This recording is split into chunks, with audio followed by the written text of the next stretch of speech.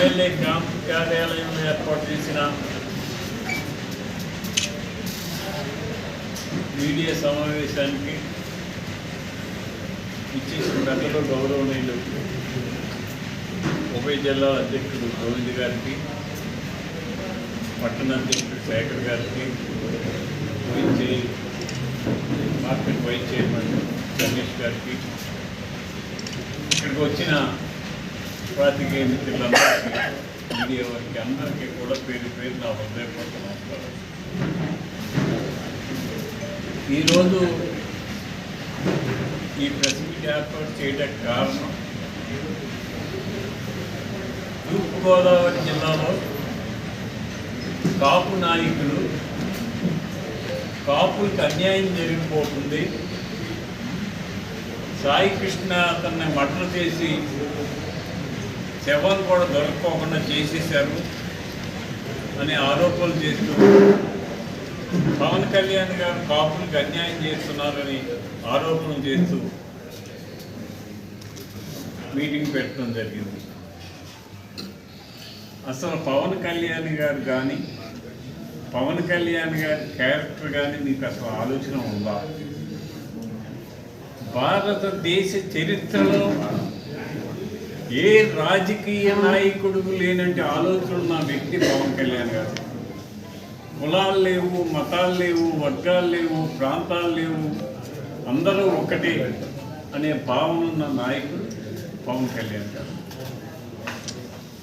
మొన్న హైదరాబాద్లో ఒక అమ్మాయి కోమాలో ఉంటే ఆయన ప్రత్యేకంగా వెళ్తే ఆ అమ్మాయి లేచి కూర్చుంది. ఆయన చూడగానే ఆయన ఏం కులం, ఆ అమ్మాయిది ఏం కులం, కులం చూడడం, ఎక్కడ బాధ ఉంటే అక్కడ, ఎక్కడ కష్టం ఉంటే అక్కడ ఆయన ఉంటారు. ఇప్పుడు ఇంతవరకు స్వతంత్రం వచ్చి 72 సంవత్సరాలు అయినా కూడా ట్రైబల్స్ వెళ్ళటానికి దారి లేక, కరెంట్ లేక నానా ఇబ్బందులు పడుతుంటే, వేసుకుంటానికి చెప్పులు లేక ఇబ్బంది పడుతుంటే వాళ్ళకి చెప్పులు కొనిచ్చి ట్రైబల్స్కి రోడ్లు వేసి కరెంట్ ఇచ్చిన నాయకుడు పవన్ కళ్యాణ్ గారు. ఆయన మరి కులం ఆలోచించాడా? అటువంటి నాయకుడిని మీరు టార్గెట్ చేసి జగన్మోహన్ రెడ్డి గారు ఏదో చెప్పారని, వైఎస్ జగన్మోహన్ రెడ్డి గారు క్యారెక్టర్ ఏంటి? చిన్నాన్ని చంపించాడు, తల్లిని దూరం పెట్టాడు, చెల్లిని దూరం పెట్టాడు, ఇసుక mafia, liquor mafia, mining mafia చేసి రాష్ట్రాన్ని అల్లకల్లోలం చేసేసి దోసేశారు. ఆ నాయకుడు ఆ కాపుల గురించి చెప్పేది. కులం ఎవరికైనా కూడు పెడద్దా? ఒకసారి మీరందరూ ఆలోచించండి. ఇప్పుడున్న వారందరూ ఏ కులాలు? ఒకే కులమా? నీదే కులం, నీదే కులం, నీదే కులం. కులం కాదు, మతం కాదు, మంచి కూడు పెడతారు. ఎవరినైతే నిజాయితీగా ఉంటారో, న్యాయంగా ఉంటారో, ధర్మంగా ఉంటారో వాళ్ళు మనం సపోర్ట్ చేయాలి. కులంతో సంబంధం లేదు. ఒక కులం తక్కువ వాడు మంచి పని చేస్తే మనం సపోర్ట్ చేయాలి. ఒక కులం గలవాడు, ఒక గొప్ప కులం పుట్టినవాడు తప్పు చేస్తే ఆయన శిక్షించాలి. అంతేగాని కులాలని కూడిపెట్టడం. నేను శాసనసభ్యుడిగా ఈ భీమవరం నియోజకవర్గంలో 3 సార్లు శాసనసభ్యులు అయ్యాను. నాకు కాపులు ఒక్కళ్ళే ఓటేశారా? కన్నా కులాలు ఓటేయలేదా? నేను అత్యధిక మెజార్టీతో 68,000 మెజార్టీతో గెలిచానంటే ఎన్ని కులాలు నాకు సపోర్ట్ చేస్తే నేను గెలిచాను? కాపులు ఒక్కళ్ళే ఇస్తే గెలిచానా? నీ కులాన్ని నువ్వు గౌరవించుకో, ఎదుటి కులాన్ని ప్రేమించు, అది నేర్చుకోండి దయచేసి. కాపు సోదరులందరికీ చెప్పేది ఏంటంటే, మీ కులాన్ని మీరు ప్రేమించుకోండి, ఎదుటి కులాన్ని ప్రేమించండి, గౌరవించండి, దగ్గరికి చేరపోయి అప్పుడు మనకి గౌరవం పెరుగుతుంది. 14 కేసుల్లో ఉండి మానభంగాలు చేసి అతను చచ్చిపోయాడంటే వాళ్ళకి 50,000 డొనేషన్ ఇస్తారా? ఏం చేసేటంటే మీరు డొనేషన్ ఇస్తారు? కాపునే. మరి కాపు కులంలో ఎంతోమంది ఆర్థిక ఇబ్బందుల్లో ఉండి నానా కష్టాలు పడే వాళ్ళ గురించి ఎప్పుడు మాట్లాడలేదే మీరు? విదేశ విద్యకి జగన్మోహన్ రెడ్డి గారి ప్రభుత్వం మంటలో కలిపింది. కాపులకి చేసింది ఏమీ లేదైనా. ఇంకా ఆయన పట్టుకుని మీరు గొప్ప నాయకుడు, ఈ రాష్ట్రాన్ని ఏళ్తాడు, మళ్ళీ మేము అధికారంలోకి వస్తాం, రఫా ఆడించేస్తాం. ఇదే అసలుగా ఉన్నతి పదవిలో ఉన్నవాడు గౌరవంగా మాట్లాడుతూ నేర్చుకోవాలి, ఎవరిని దూషించకూడదు, గౌరవంగా మాట్లాడాలి, అందరినీ ప్రేమించాలి, అందరినీ గౌరవించాలి. ఆ భావన మీ పార్టీకి లేదు, ఏ ఒక్కరికి లేదు, మీతో అనుసరించే వాళ్ళకి లేదు. పార్టీ ఆఫీసు గేట్లు పగలగొట్టడం, మనుషుల మీద దౌర్జన్యాలు చేయటం, ఇవేనా మీరు చేసే కార్యక్రమాలు? తప్పు చేసిన వాడిని శిక్షిస్తారా, శిక్షించవద్దా? రాజశేఖర రెడ్డి గారి టైంలో ఒక అమ్మాయిని మానభంగం చేస్తే 5గురిని ఎన్కౌంటర్ చేయించారు. 5గురిని మీ అందరికీ తెలుసు. కేసీఆర్ గారు తెలంగాణలో ఆటో మీద వెళుతూ ఒక అమ్మాయిని ఆటో డ్రైవర్ 4 మానభంగం చేస్తే కేసీఆర్ గారు వాళ్ళని ఎన్కౌంటర్ చేయించారు. మన ప్రాంతం సుభిక్షంగా ఉండాలి, అందరూ సుఖంగా జీవించాలంటే లా అండ్ ఆర్డర్ కంట్రోల్లో ఉండాలి. పవన్ కళ్యాణ్ గారి ఆశయం కూడా అదే. లా అండ్ ఆర్డర్ ఎక్కడైతే కంట్రోల్గా ఉంటుందో, ఎక్కడైతే ప్రశాంతత ఉంటుందో ఆ ప్రాంతం అభివృద్ధి చెందుతుంది. లా అండ్ ఆర్డర్ కంట్రోల్ లేని ప్రాంతం అభివృద్ధి చెందదు. అభివృద్ధి చెందాలంటే లా అండ్ ఆర్డర్ కంట్రోల్లో ఉండాలి. అది చేయాలని కోరుకున్న వ్యక్తి మన పవన్ కళ్యాణ్ గారు. వారి ఆలోచన జాతీయవాదం, ప్రాంతీయవాదం కాదు. మన ఢిల్లీలో మీటింగ్ పెట్టారు, మనం జాతీయవాదంతో మెలగాలి, భారతదేశం అంతా ఒకటే, భారతీయులందరూ బాగుండాలి అనే ఆలోచనతో ఆయన నడుస్తున్న గొప్ప వ్యక్తి పవన్ కళ్యాణ్ గారు. ఆయన్ని విమర్శించే హక్కు ఎవరికీ లేదు. ఎందుకంటే ఆయన పార్టీ పెట్టి ఒక్క సీటు కూడా రాకపోతే నిరాశ చెంది రాజకీయాల నుంచి దూరంగా వెళ్ళిపోవాలి ఎవడైనా సరే. అటువంటి ధైర్యంగా నిలబడి మరలా ఎన్డీఏ కూటమి ఏర్పాటు చేసి 21 మందికి సీట్లు తీసుకున్న 21 మందిని గెలిపించి 100% స్ట్రైక్ రేట్ సంపాదించి కేంద్రంలో నరేంద్ర మోడీ గారు, అమిత్ షా సహకారం తీసుకుని మన రాష్ట్రానికి కోట్లాది రూపాయల నిధులు తీసుకురావడానికి ప్రధాన పాత్రధారి పవన్ కళ్యాణ్ గారు. ఇప్పుడు అమరావతి రాజధాని ప్రపంచంలోనే అత్యధిక రాజధాని అవ్వాలనే ఆలోచనతో కోట్లాది నిధులు కేంద్రం నుంచి తీసుకొస్తున్నారు. పోలవరాన్ని అత్యంత వేగవంతంగా పూర్తి చేయడం కోసం కార్యక్రమాలు జరుగుతుంది. రేపు పుష్కర కాలంలో పోలవరం హ్యాండ్ ఓవర్ చేయడం జరుగుతుంది. స్టీల్ ప్లాంట్ ఆగిపోయిందని పునరుద్ధరించి 11,000 కోట్లు ఇచ్చి కేంద్రం ప్లాంట్ని పునరుద్ధరించింది. ఎంతో సహకారం చేస్తుంది నరేంద్ర మోడీ గారి ప్రభుత్వం. ఎన్నాటికి కారణం ఎవరంటే, మూల పురుషుడు ఎవరంటే పవన్ కళ్యాణ్. ఎన్డీఏ కూటమి చేయటానికి ఆయన 10 మెట్లు కిందకి దిగి ఎన్డీఏ కూటమి తీసుకొచ్చారు. ఆ 10 మెట్లు కిందకి తీసుకొచ్చిన మూలానే ఈ రోజున ఈ రాష్ట్రం ఎన్ని ఆర్థిక ఇబ్బందుల్లో ఉన్నా కూడా నిలదొక్కుగలుగుతుందంటే, కేంద్ర సహకారం ఉందంటే అది పవన్ కళ్యాణ్ గారు సహకారం. అటువంటి నాయకుని విమర్శించే హక్కు లేదు. ఆయనది ఓపెన్ హార్ట్. కక్షలు లేవు, కారణ్యాలు లేవు, పగలు లేవు, ద్వేషాలు లేవు, కులం లేదు, మతం లేదు. అటువంటి వ్యక్తి ఎవరంటే మన పవన్ కళ్యాణ్. ఆయన మీరు విమర్శించేది. ఈరోజు ఎవరు ఏ కులం, ఎవరు ఏ మతం, ఎవరు ఏ ప్రాంతం అనేది ఆలోచించుకోకుండా ఎన్డీఏ కూటమి అధికారంలోకి వచ్చిన తర్వాత ఆయన పదవులు ఇచ్చారు. ఆయన పదవులు ఒక కాపులకి ఇవ్వలేదు, అన్ని కులాలకి ఇచ్చారు, అన్ని మతాల వారిని దగ్గరికి చేరదీశారు. నేను వైసీపీ గవర్నమెంట్ వారికి, మా కాపు నాయకులకి చెప్పేది ఒకటే, అవసరం వచ్చినప్పుడు కులం, అవసరం లేనప్పుడు కులం అక్కర్లేదు. కాపు కులం అని చెప్పుకుని మీరు కాపులు పరువు తీయద్దు.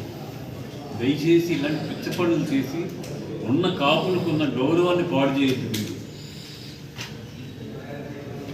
కులం వలన ఎవడో పైకి రాడు. ఎన్టీ రామారావు గారు పార్టీ పెట్టారు, 6 మాసాల్లో రాష్ట్రానికి ముఖ్యమంత్రి అయ్యారు. ఆయన ఏ కులం? అప్పుడు ఆయన కులం పర్సెంటేజ్ ఎంత? మరి రాష్ట్ర ముఖ్యమంత్రి ఎలా అయ్యారు? కమ్మ కులాల్లో పుట్టాడు ఎన్టీ రామారావు గారు. ఆయన కులం ఎంత పర్సెంటేజ్ ఉందో ఆ రోజుల్లో రాష్ట్రంలో ముఖ్యమంత్రి ఎలా అయ్యారు? కులమే సపోర్ట్ చేసిందా? అన్ని కులాలు ఒక మంచి వ్యక్తిని సపోర్ట్ చేయడానికి కులం అక్కర్లేదు, ఒక మంచి వ్యక్తిని కాపాడటానికి కులం అక్కర్లేదు, ఒక మంచి వ్యక్తి సాయం చేయడానికి కులం అక్కర్లేదు, ఒక మంచి వ్యక్తిని నిజాయితీగా నిలబెట్టడానికి కులం అక్కర్లేదు. ఈ కులాలని వంకబెట్టి వర్గాలు ఎడగొట్టే ఆలోచన చేయకండి. 151 సీట్ల నుంచి ప్రతిపక్ష హోదా కూడా లేకుండా 11 సీట్లలో ఈ ప్రభుత్వం దిగజారిపోయింది. అయినా మీకు అయ్యో ప్రజల్లో నాకు వ్యతిరేకత వచ్చింది, మనం మంచి మార్గంలో నడిచి మళ్ళీ ప్రజల్లోకి వెళ్ళాలని ఆలోచన రాలేదు. నువ్వు ఒక్క మంచి పని చేయలేదు. 5 సంవత్సరాలు రాష్ట్రాన్ని సర్వనాశనం చేశారు. ఒక ఉదాహరణ చెప్తాను. మద్యం ఉంది, ప్రభుత్వ షాపుల్లో అమ్మారు. 15 బాటిల్స్ గవర్నమెంట్ మందులు వేసిన మందులు అమ్మి 85 బాటిల్స్ నీ సొంతం అమ్ముకున్నావు రోజు. అంటే ఎన్ని లక్షల కోట్లు దోషించారు. మీరు దిగిపోయిన తర్వాత దిగిపోయేటప్పుడు మద్యం ఆదాయం ఎంత? ఇప్పుడు ఎన్డీఏ కూటమి వచ్చిన తర్వాత మద్యం ఆదాయం ఎంత?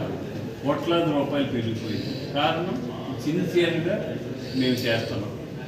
మైనింగ్ ఈ టైంలో సుమారుగా 300 కోట్ల ఆదాయం వచ్చిందనుకోండి, మేము మా ప్రభుత్వం ఇచ్చిన 3 లక్షల కోట్ల ఆదాయం వచ్చింది. ఎంత మార్పు వచ్చిందో, ప్రభుత్వంలో ఎంత నిజాయితీగా పనిచేస్తుందో మీరు అర్థం చేస్తారు. మేము కోరేది ఒక్కటే, పవన్ కళ్యాణ్ గారిని ఏ ఒక్కరు కూడా ఏలికి చూపేయలేదు. నీకు అవకాశం ఇవ్వం. ఎందుకంటే ఆయన నిబద్ధత, నిజాయితీ, పార్టీ అధికారంలోకి రాకముందే 5 కోట్ల రూపాయలు జేబులో తీసి మరణించిన కౌలు రైతుల కుటుంబాలకు ఇచ్చాడు. 5 కోట్లు. ఆ మరణించిన రైతులు ఏ కులం అని చూసాడా? ఎవరైతే మరణించారో, ఎవరైతే ఇబ్బంది పడ్డారో వారికి సాయం చేశారు. అటువంటి నాయకుడిని మీరు తప్పుదావను పట్టించాలన్నా మీ వల్ల కాదు. ఆయన నీతి, నిజాయితీ, న్యాయం, ధర్మంతో పరిపాలిస్తాడు. ఆయన చేసే ప్రతి కార్యక్రమం కూడా ప్రజలకు ఉపయోగపడాలి, పేద ప్రజలు సంతోషంగా ఉండాలని ఆలోచించి పరిపాలన చేస్తాడు. ముఖ్యంగా యువతకు ఏ ఒక్కరు ఖాళీగా ఉండకూడదు, ఉద్యోగ అవకాశాలు కల్పించాలనే ఆలోచన ఉన్న వ్యక్తి కళ్యాణ్ గారు. అటువంటి వారి నాయకత్వంలో మేము ఉండటం మాకు గర్వంగా ఉంది. మేము కూడా ఇప్పుడు జనసేన అధ్యక్షుడిగా చంద్రబాబు ఉన్నారు, శేఖర్ ఉన్నారు, రమేష్ ఉన్నాడు, నేనున్నాను. జనసేనలో 24 గంటలు ప్రజల సేవ కోసం ఆలోచించడమే తప్పితే కులాలు, మతాలు, వర్గాలు, ప్రాంతాలు, పార్టీలు అనే భేదం మాకు ఉండదు. మేము శాసనసభ్యుడిగా 2009లో వచ్చిన కానీ ఇప్పటి వరకు కూడా ప్రశాంతంగా ఉండాలి, భీమవరం నియోజకవర్గం ఆలోచించనే ఉండటం తప్పితే ఆడు వైఎస్ఆర్సీపీ ఆడి మీద కేసు పెట్టాలి, ఆడు ఇంకో కులం వాడి మీద కేసు పెట్టాలని ఒక కేసు పెట్టిన దాఖలు కూడా లేవు మాది. అంటే మా కక్షలు కారణ్యాలు పగలు ద్వేషాలు ఉండవు, అభివృద్ధి ధ్యేయంగా పనిచేస్తాం. ఇటువంటి ప్రభుత్వం పేరు పెట్టే అర్హత వైఎస్ఆర్సీపీకి లేదు. ఆయన చేసిన అరాచకాలు దోపిడీలు మేము ప్రజలందరూ గ్రహించే నిన్ను ప్రతిపక్షం లేకుండా చేశారు. దయచేసి ఈస్ట్ గోదావరిలో ఏర్పాటు చేసే పాపు నాయకులు కోరుకునేది ఒకటే, మన కుల గౌరవం పాడు చేయకండి, మన కులాన్ని అభివృద్ధి పదంలో నడిపించండి, మన కులంలో ఎవడైనా ఇబ్బంది పెడితే సాయం చేయండి, అంతేకాని కులాలను వంక పెట్టి పవన్ కళ్యాణ్ గారి మీద అక్షంతలు వేయకండి. భారతదేశ చరిత్రలో ఒక ప్రధానమంత్రి ఒక ప్రాంతీయ పార్టీ నాయకుడు పవన్ కళ్యాణ్ గారు ఇంటికి వచ్చి పరామర్శించారంటే కళ్యాణ్ గారి పవర్ ఏంటో మీరు అర్థం చేసుకోండి. ఒక ప్రధానమంత్రి రావడం అంటే అసలు మామూలు విషయమా? అంటే మా నాయకుడి యొక్క శక్తి మీరు ఒక్కసారి అర్థం చేసుకోండి. అటువంటి నాయకుడి నాయకత్వంలో మేము నీతిగా నిజాయితీగా న్యాయంగా ధర్మంగా ఉంటాం. మా నాయకుడిని ఏ ఒక్కరూ తక్కువ చేసి మాట్లాడినా మేము సహించేది లేదు, వారికి సరైన గుణపాఠం చెబుతాం.